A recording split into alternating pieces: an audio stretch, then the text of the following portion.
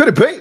For me, your man, Louie T. Welcome to the Draft Prospects 101 series, your guide to some of the biggest and hottest names of the 2025 NFL Draft. We're talking tight end position, Volume 1. We're wrapping up the position, talking about the best of the best that this position has to offer in this year's draft class and what a group it is. These guys have a chance to take the tight end position, and it's in a very good spot right now. You know, we've seen 1,000-yard tight ends, it feels like almost every year now. These guys are an integral part of today's game in the NFL.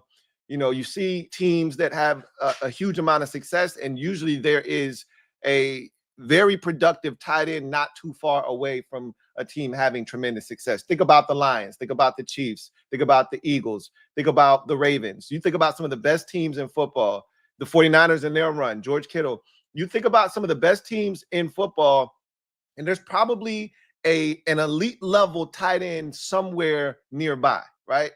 And this group is going to add themselves to that mix. You can, if you have a really good offense, to me, if you've got the running back, if you've got the quarterback, if you've got the receivers, the offensive line is in good shape, the thing that can push you over the top is that elite level tight end. Like, I don't want to be over the top in praise of the tight end position, but when you think about positions in the National Football League, you think about offensive skill players, the position that has the most stress on it, the position that has to know the most football, to me, is the tight end position. Because you gotta be pretty much in bed with the offensive lineman if you're going to block, right? You got to know the blocking schemes. You got to know what the running back's track is, how to block for him. You got to pass protect, right? Got to run routes like a receiver. So you got to be able to run routes and do those types of things, catch the football. You have your hand in some of everything. And I don't think it's an accident that you see the Lions offense really take off when they finally got their tight end, right? I think there are correlations there. And there are at least 3 guys from this draft class, at least 3, a bare minimum of 3 that I think are going to come in and immediately impact a team. Immediately come out like, and you know, production doesn't always correlate to big time success. In his first year in the league, if I'm not mistaken, the Falcons tight end, why am I drawing a blank? Kyle Pitts had 1,000 yards receiving. I don't think he's reached that plateau again. But you could see somebody in this group come in and right away 872 yards, 9 touchdowns, and really have a massive impact on their team. Last year, we saw one of the greatest rookie seasons. Forget about from a tight end. One of the greatest rookie seasons we've ever seen. It got really overshadowed by Jaden Daniels and all of his heroics and what he was able to do. But when you look at what Brock Bowers was able to do, that's one of the greatest rookie seasons we've ever seen, period, irregardless of position. No one really talked about it because the Raiders sucked, and Jaden Daniels and Bo Nix and all those young quarterbacks performed at such a high level that he was overshadowed. Brock Bowers was outstanding, and you're not getting that level of athleticism in this year's draft class. That doesn't exist. But what you are getting are tight ends that can have an impact, the likes of what Brock Bowers, you know, brought to the table. You're not going to see, you know, over 1,000 yards. I think what Brock Bowers had, what, 1,200 yards receiving, whatever crazy number it was. But you've got some tight ends in this group that can really make some noise. And I think you're going to see at least 3 guys from this group emerge as big-time tight ends 3-4 years down the road, maybe even 2 years. You'll know, right? So let's start with my number 7. And this is an interesting guy. Thomas Fidone II, out of Nebraska. 6'5", 258 pounds, 4.7 flat at the combine. I think he does a little bit of everything at an above average level. I think you can ask him to block inline. I think you can move him around, have him as a wing. You can move him in motion. You can have him as a move tight end. You can even split him out. They did a little bit of everything with him at Nebraska. I would even say that they didn't do enough with him because a lot of times when I'm watching, I'm like, he's the best player that they have. And they're just not giving it to him enough. He is a guy that can run after the catch. He's a solid route runner. I don't think he's necessarily a guy that's gonna, beat man coverage at the NFL level, but he can absolutely find the soft spots in the defense, strong hands, can get a little something after the catch. He is one of those tight ends that I look at and I see immense potential, but it's going to take the right staff in the right system to unlock all that Thomas Fidone II brings to the table, because we see talented tight ends come into the league all the time and it never manifests itself. And the guy that I'm comping him to, I felt the exact same way about him. He looks like him. I thought about him. He was immediately the first guy that I thought about watching him. And I can't tell you why this guy didn't work, except he went to the Cleveland Browns. And that seems to be almost a death sentence for anyone that plays a skill position in today's NFL. You go to Cleveland, the quarterback situation is a mess. It's a bad and poorly run organization. Offensively, they struggle. They've got a really good offensive head coach, but his concepts don't always come to life. And for whatever reason, it hasn't worked out for Harrison Bryant. But that's who I comp Thomas Fidone II to. I just remember Harrison Bryant coming out of FAU and thinking, he's got a chance to be a stud. Like, he could really be a difference maker in this league. He goes to Cleveland, and I haven't really heard from the man since, right? I've been looking for him. I think he's been on 3 different teams already. But Thomas Fidone II has a lot of those same qualities. Good athlete, can block, can get something after the catch, can do a little bit of everything above average. But again, it's going to take the right system, the right coaching staff to fully unlock Thomas Fidone II. And I think he's got a chance to be a really good tight end in this league. And again, every tight end that I'm talking about today, to me, are day 1 or 2 prospects. A guy like Thomas Fidone II may not hear his name called until the early stages of day 3, but everyone else is going to be day 1 or day 2 for sure. And I think he should be a 3rd round pick as well. But we'll see what ultimately happens. All right. Now you're getting into what I feel like is the creme de la creme of this class of tight ends. These next 6 prospects all have big time ability at the NFL level. They're going to need to stay healthy, 1, 2, go to the right team that can utilize their skill sets, and 3, in certain instances, you want to be on the field, you're going to have to block, right? You're going to have to at least show me some sort of fight, some want to, right? But this next guy, boys, does he have a chance to be special? I'm talking about Bowling Green's Harold Fanning Jr., 6'3", 241, ran a 4.7 140 at the combine.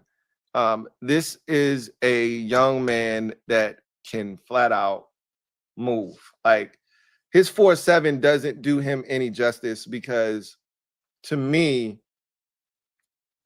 he's moving around the football field like a 4.5 guy.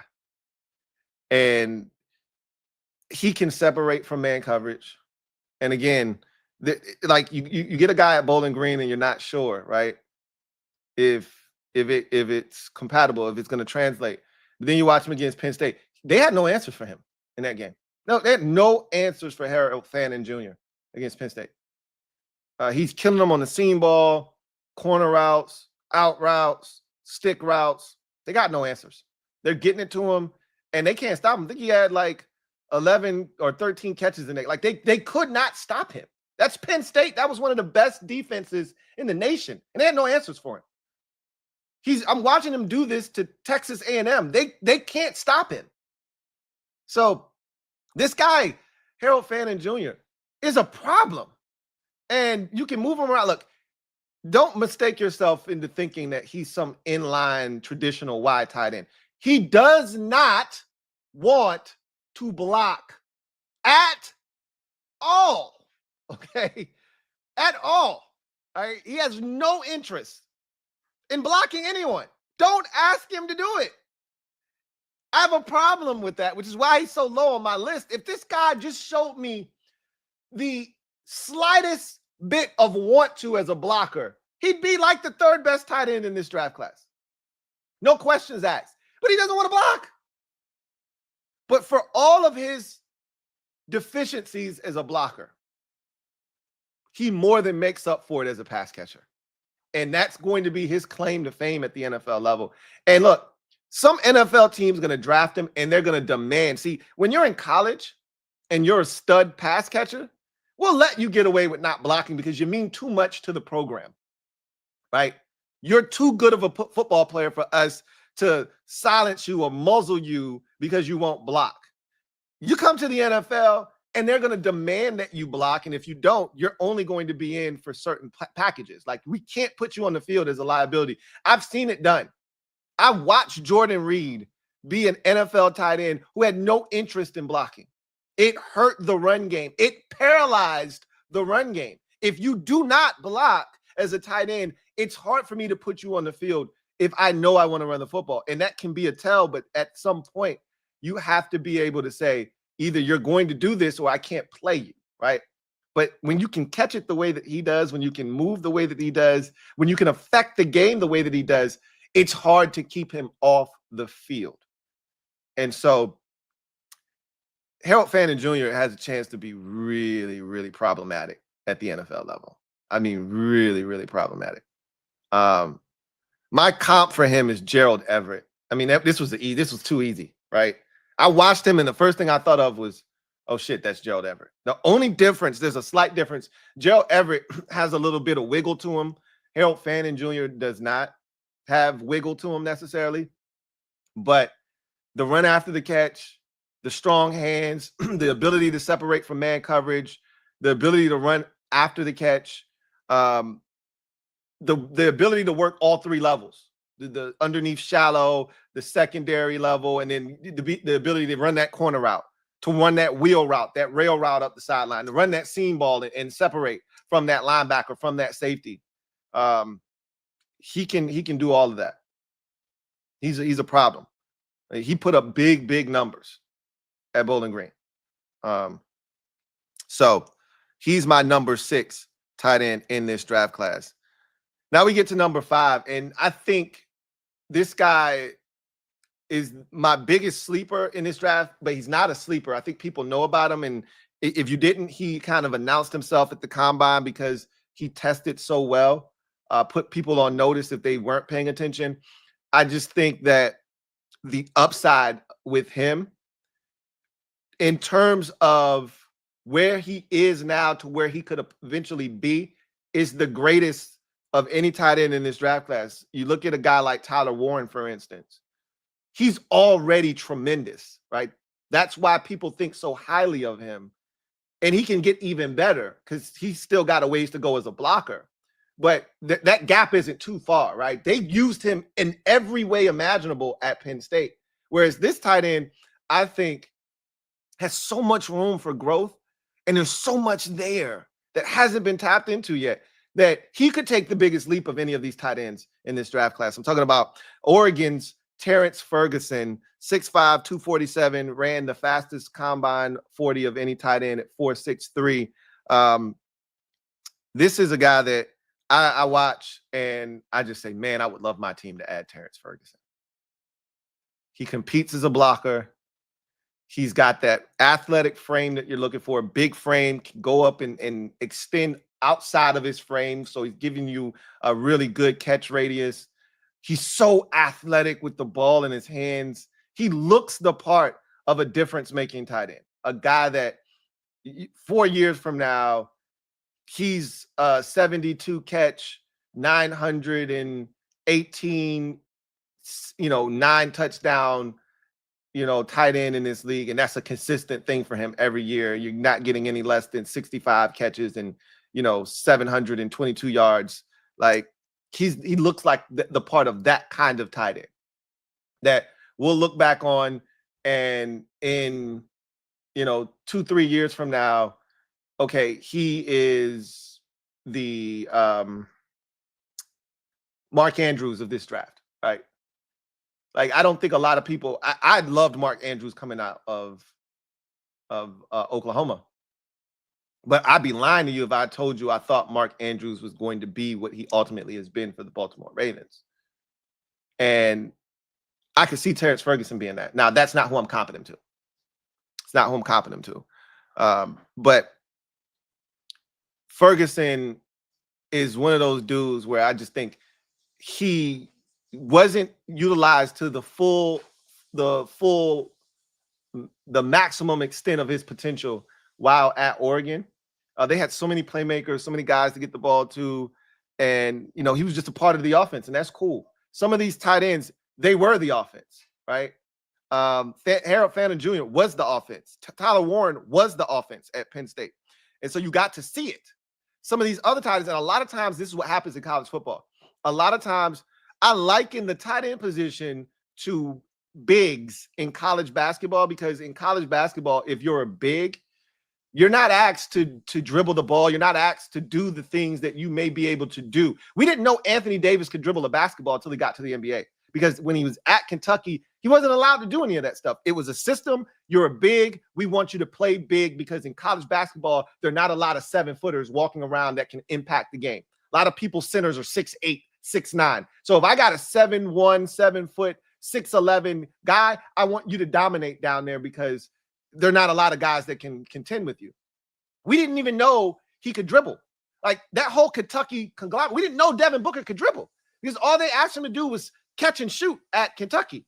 So you get to the tight end position, and it's one of those groups where they don't ask them to do as much in college football. A lot of programs don't feature their tight end. They're getting the ball to their running backs. They're getting the ball to their receivers in space. Tight end, you block. We'll throw you a bone every now and again. If they forget about you, we'll throw you the football. We may throw you a tight end screen every now and again. We may catch you on a pop pass up the seam, but we're not really focusing on getting you the football. Ferguson was one of those dudes that if he played in an offense that featured him, he would have put up big numbers. And I think he's got a chance to put up big numbers. My comp for him is Cade Otton. I love Cade Otton. I was not the biggest fan of him coming out of UW, and then he got to Tampa Bay, and I love Cade Otton. I think Cade Otton's got tremendous potential. He's got to stay healthy, but I think he's got tremendous potential in this league. I see that for Terrence Ferguson, and I could see him evolving into a big-time NFL Mark Andrews type tight end down the road. But I hope he gets somewhere where he's allowed to spread his wings and really blossom in this league, because he's got tremendous talent, if you ask me. So that's my number 5 tight end. My number 4 tight end has bloodlines all over the place. LSU's Mason Taylor, 6'5", 251 pounds, ran a 4.65 40 at the combine. Obviously, he's the son of Jason Taylor. And so I've been watching Mason Taylor's career pretty much since he jumped into the the college football landscape. Year 1 has the big touchdown catch, the game winner against Alabama, and that opened everyone's eyes. And from that point on, you're watching him, right? You're just watching him. And I never saw that big jump that I was expecting, because he's so, athletically gifted, and he's got long limbs, so he looks the part of a guy that should be able to really impact the game. But it just never happened. And again, I think a lot of that is a byproduct of just LSU, right? I just talked about it. When you look at a lot of these college programs, like LSU, for instance, they've turned into somewhat of a wide receiver factory, sort of along the lines of an Ohio State, where you already know every year, each year or two, they're churning out 2-3 guys that are going to come in and be studs, right? That's what Ohio State does. They're a factory. That's what LSU has turned into. So you sprinkle in a little bit of running back play. LSU hasn't had the greatest running back play here of late, but you sprinkle in a little bit of running back play, and all of a sudden, you're getting table scraps. You're getting leftovers. Every year LSU has 3 or 4 receivers that would be number 1 wide receivers at other programs, and they're trying to, distribute the ball to all of these guys and run the football a little bit. And so Mason Taylor kind of got lost in the sauce, right? Never had that really big productive year, but he was just solid every year. I don't love him as a blocker, but he'll throw his shoulder in there, right? He'll throw his shoulder in there and try to be physical, but it's just he doesn't give me enough as a blocker right now. That could change, right? You get the right coaching staff, they teach him better fundamentals. He wants to block. He wants to be physical, and that's all I needed to see, right? Just give me a guy that wants to at least be better. But he is a guy that can catch the football, obviously, can do it outside of his frame. I don't know if he catches it in traffic as well as I would like to see him do it. He's got sort of this slender frame, right? This up and down frame. But I think that the potential for him to be a really good tight end is there, right? And again, it's all about fit, finding the right place to utilize his skill set. I really feel like he's Dalton Schultz. And Dalton Schultz was drafted out of Stanford. And at that time, Stanford was like a factory. Like every year or two, Stanford, it was like Notre Dame and Stanford. You want a good tight end, go to one of those two programs, and Iowa. Those were the three. Like they were just churning them out. Iowa, Notre Dame, Stanford. And at that time, Stanford had taken the lead. Then Iowa snatched it away. And they've really been the gold standard here of late. But when you look at what Dalton Schultz was able to do in Dallas and establish himself, it took a little while, but he established himself. By the time he got to the end of his rookie contract, he had established himself as a damn good tight end. The Cowboys didn't want to give him a long-term deal, so they franchise tagged him. And then he went to Houston. They gave him a one-year deal, and he proved it there, and they gave him a long-term contract. So I could see Mason Taylor being that kind of guy. He's got the same size, that same, like Dalton Schultz has that up and down angular type frame, right? Where it doesn't feel like it's a lot of, muscle on it. It's not a big physically imposing tight end frame, but Dalton Schultz does enough in the run game as a blocker, and he's good as a pass catcher, and enough athleticism to hurt you on all three levels. So more so level 1 and 2, but can also get to that third level if given the opportunity to. And I see, again, Mason Taylor strikes me as a Dalton Schultz type of player. And I want to see where he ends up because there's so much more to tap into with Mason Taylor. I think you're going to see a team take him in the second round and see that athleticism and say, can we get the most out of him, right? Now you get to number 3. And this is a guy that I am extremely intrigued by. Had a major injury, bounced back from that injury, looked good this past year. And I think he's got a chance to be really, really good in the league. I'm talking about Miami's Elijah Arroyo, 6'5", 250. Did not run a 40, not going to run one before the draft, more likely than not. But he plays plenty fast. You see it on tape.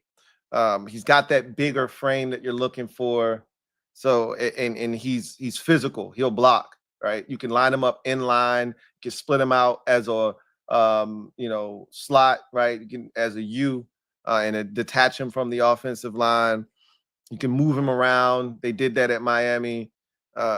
He's a guy that I like him with the ball in his hands. I like him without the ball in his hands because he can separate. I think he's a guy that knows how to use his body, not afraid to take a hit, right? He'll go over the middle of the football field in traffic, come away with the football, strong hands. There's a lot to like with the Elijah Arroyo package. And I think that health is the only concern you may have, towards ACL, came back from that. We talked about that with Mitchell Evans out of Notre Dame, towards ACL, made a comeback this year. And you can see Arroyo getting better and better and better as the season wore on. And he's a 3-level demon, right? He's a guy that can hurt you underneath, the little sift route across the formation into the flats, a little quick out. He can hurt you in that intermediate, that comeback, that curl, that little over route, right? And then he can hurt you on that third level, right? He just get up the field on the seam. And I can't tell you how many times I watched him just get up the seam on somebody. Get on top of a safety or a linebacker who just was no match for him, right? And I loved his hand-eye coordination.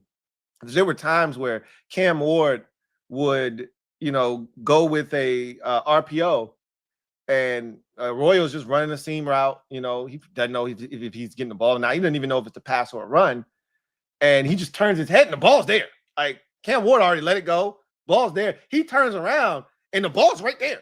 And most guys, that's an interception, because before I can really get my hands up, it's hitting off my hands, my shoulder is bouncing in the air. That's dangerous territory, right? Because there are defenders around. And he looks up and the ball's there. He puts his hands up, plucks the ball out of the air, braces for contact, and I think he gets tackled at the 1 yard line. And I'm like, whoa, like that's pretty impressive. This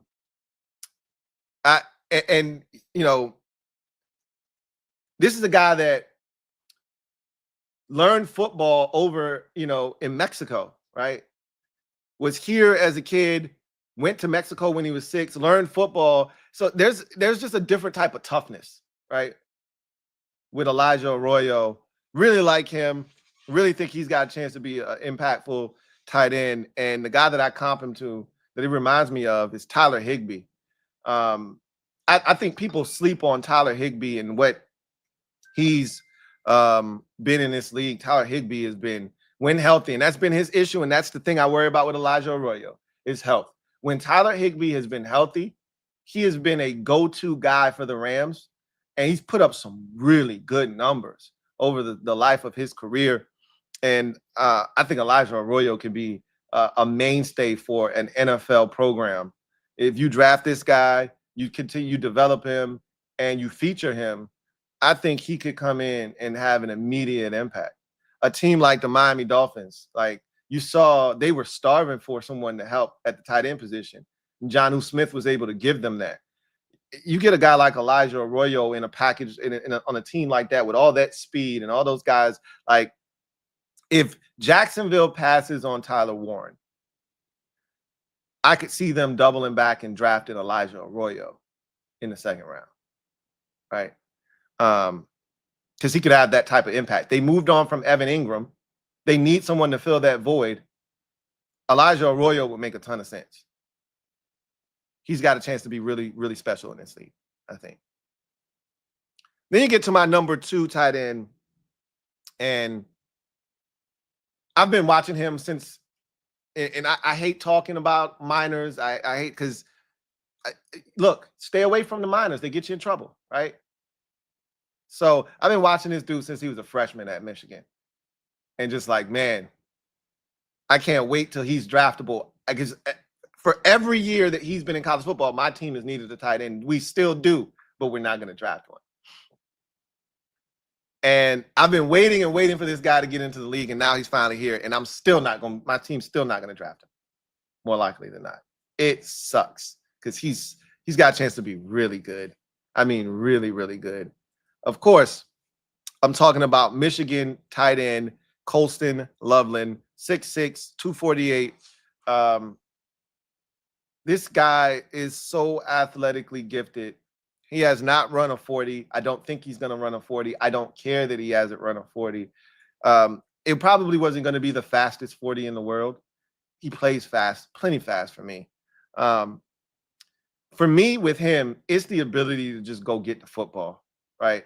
It's the ability to be in traffic and just extend. He's got those long go-go gadget arms. He's already 6'6". He can extend outside of his frame in any direction. He's got strong hands. Every now and again, you'll get a concentration, I guess you call it a drop. One time he fumbled and nobody touched him, and I'm like, what the hell happened on that play? But this guy is such a difference maker. He was so pivotal in their run to the Natty in 2023. Like, this dude is one of those guys I talked about where I said, if you find me a team that has had consistent success in this league, and I'll show you a team with a tight end. a difference-making tight end. And he's that guy. Colston Loveland is one of those guys, without question, in this draft.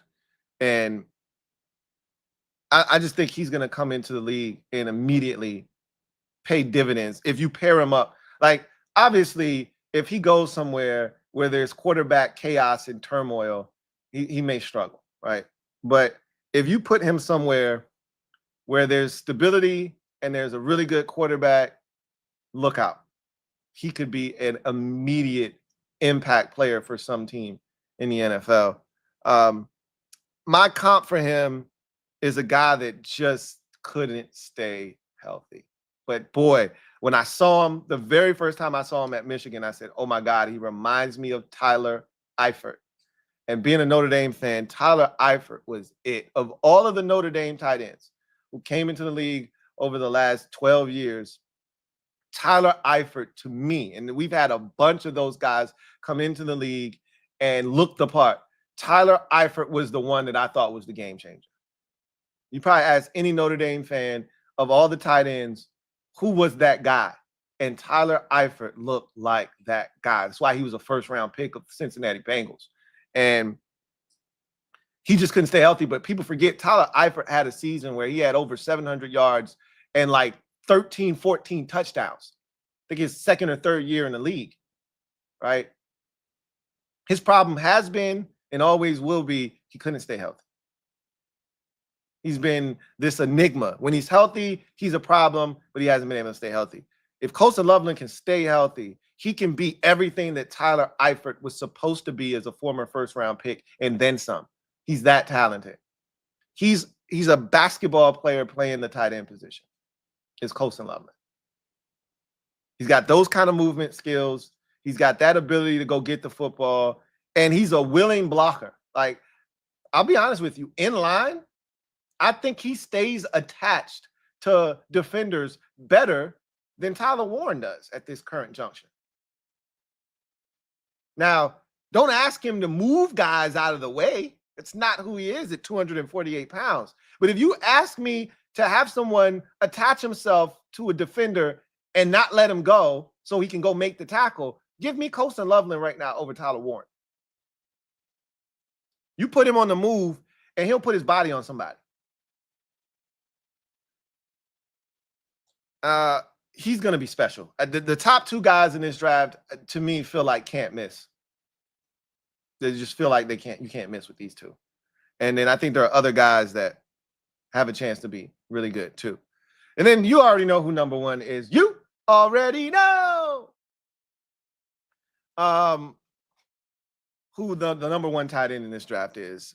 Tyler Warren out of Penn State, 6'5.5", 256. This dude's a stud, man. Did not run a 40 at the combine, hasn't run one at his pro day. Don't anticipate him running one at all during this process. Doesn't need to.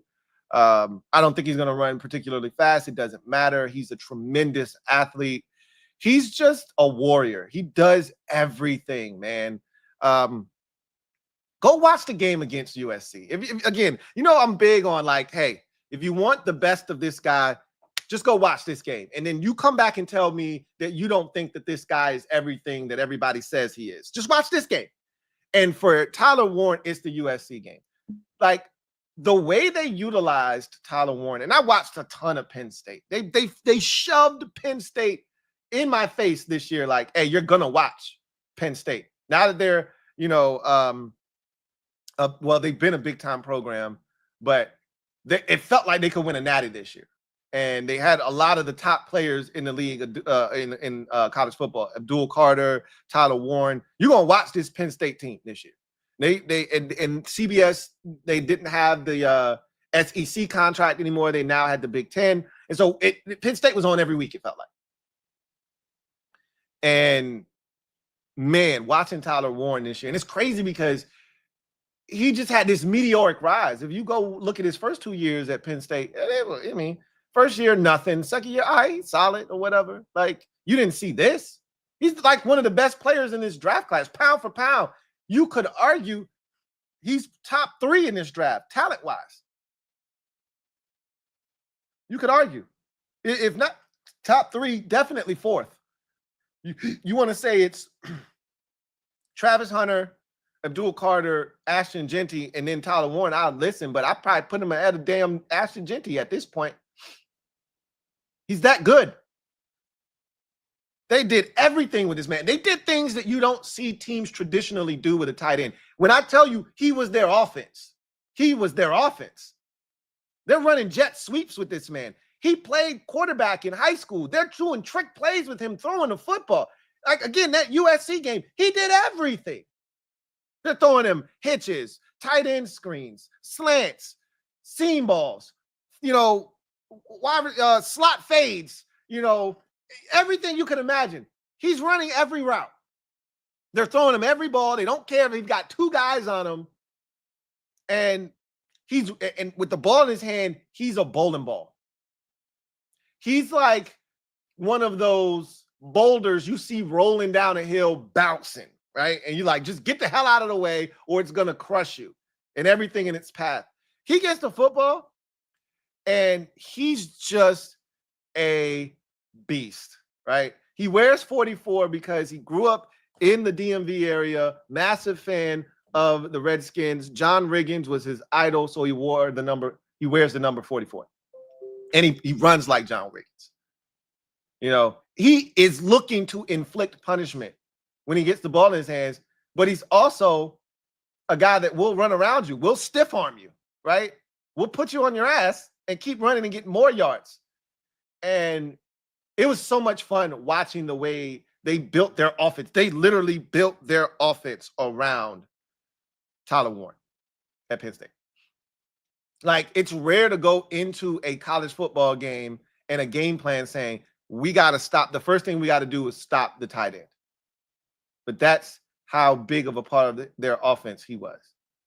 And the only knock I have on him right now, the only knock is that he does not sustain his blocks. For as big as he is, for as physical as he can be, he does not sustain his blocks. He cleans that up, and you've got an all-around difference-making tight end, and he can already help you in the run game as a blocker right now. I just think he can be so much better.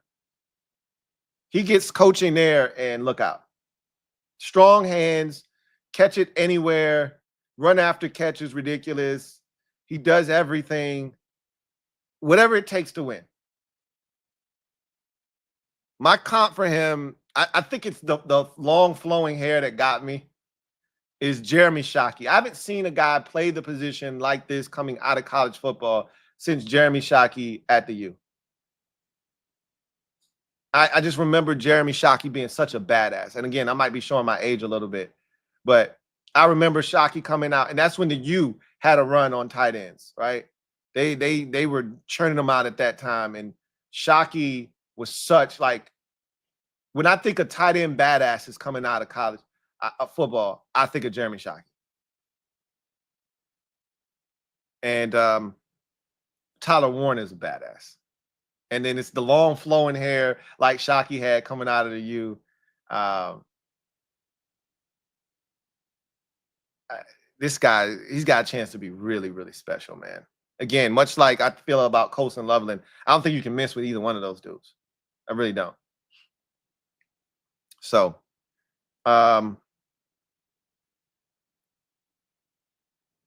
those are my tight ends. That's my list. This is one of the best tight end groups we've seen in quite some time.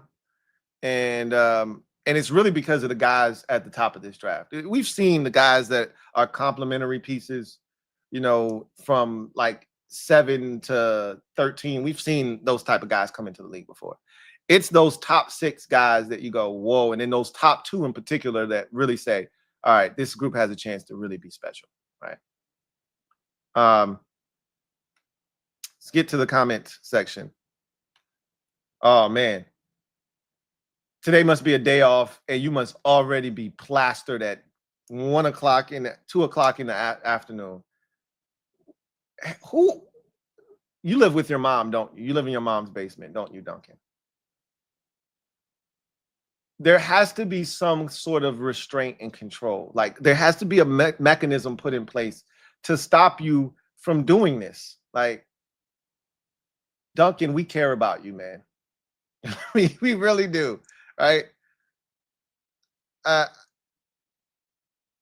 going to attempt to read this comment. I already know the fact that you're super chatting at 1 o'clock I already know that this probably isn't going to make a bunch of sense. If you need help, we can get you help. Seriously. If you need help, friends know when to say when. Thank you for the super chat, or thank you for being a member for 14 months. Who writes, hey man, why are you wasting my time? If this is a waste of your time, why are you here, Duncan? It's really easy. You didn't even need to make the comment. If I'm wasting your time, go do something else. I'll see you tomorrow, because no one cares about the Commanders. This isn't even a Commanders show. That's how I know you're drunk. All right, we're just going to keep going. Nike, been a member for 21 months.